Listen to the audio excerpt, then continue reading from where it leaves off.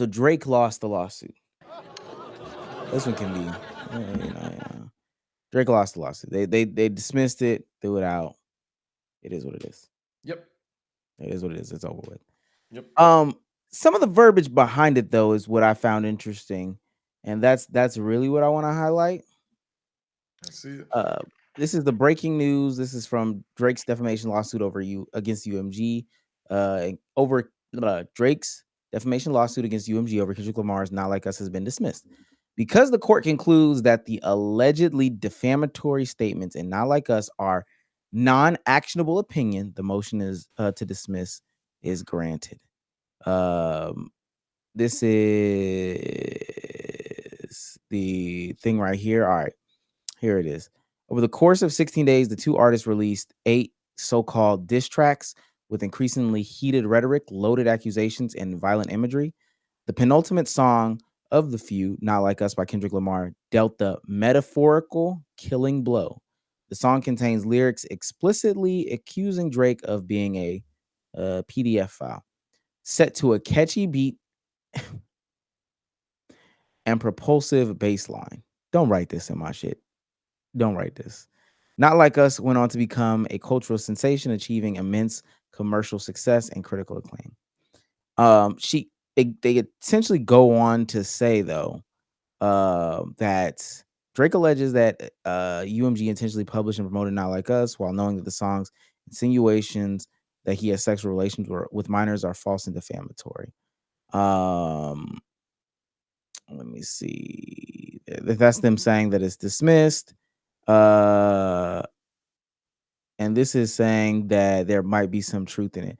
But ultimately, what I gathered in my small readings is that they were saying that essentially Drake was the first person who said they were going to say he was a pedo. And so then when Kendrick went on to say it, it was like, this is a non-factor game.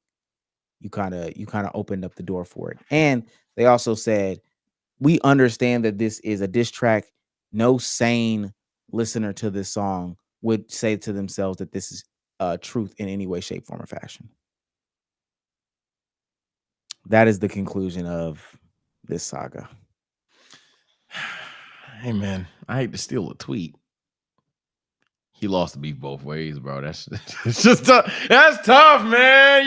You can't lose the beef. They were saying, y'all know I rock with Drake in terms of music, right? But I said this entire time, understandable crash out, but all of it is corny.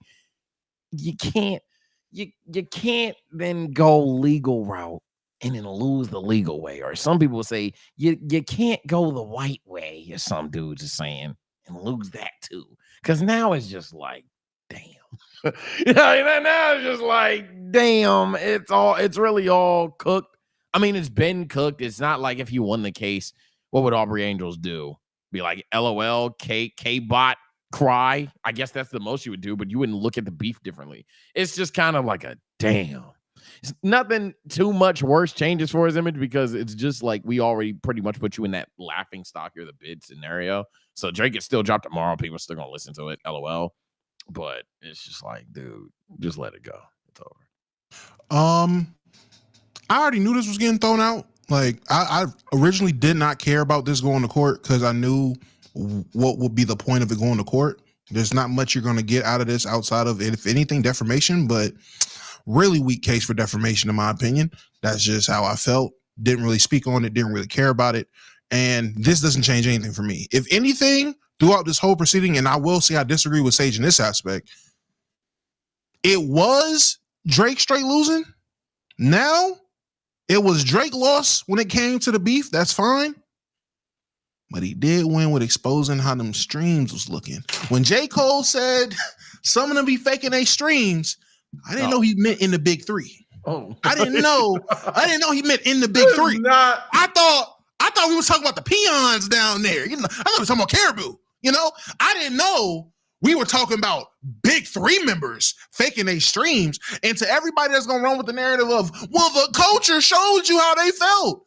Yeah, buddy, working in content creation, well, all the things I've seen, talk to people behind scenes, and how I see how a lot of things operate now. I'm just saying, man, That whole what the culture feeling, that's even fake. They force that. Everything can be forced. Everything can be bought. Everything can be persuaded. Just saying. So finding out how bad the fake streams was going for Mr. Kendrick Lamar himself, I was like, hey man, Drake, you might have lost the battle. But in 5 years, we're gonna look at this war and be like, oh my God. Chance in the big three now? Who dropped? Because Cole's still dropping, Drake's still dropping. I know who not about to be dropping in 5 years, but we ain't gonna talk about that. Cole might retire. What? I'm gonna say this. I think this year has proven to a lot of people that if you believe that all this was real, I'm talking about everything, industry and entertainment. If you believe that all of it was real, then you're either not successful at being in the entertainment business, and I'm talking about with the botted streams and the fake chat numbers, the fake clips and all that other stuff, the fake clip channels. Either you weren't being successful at creating content or being a part of the entertainment industry, or you were a bot. If you thought all of this was real, you're a bot.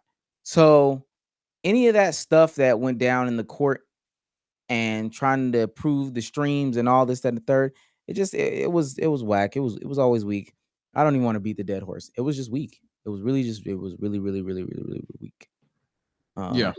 I mean, yeah, we are talking about beating a dead horse here. For those that are new to the channel, hey, like, subscribe.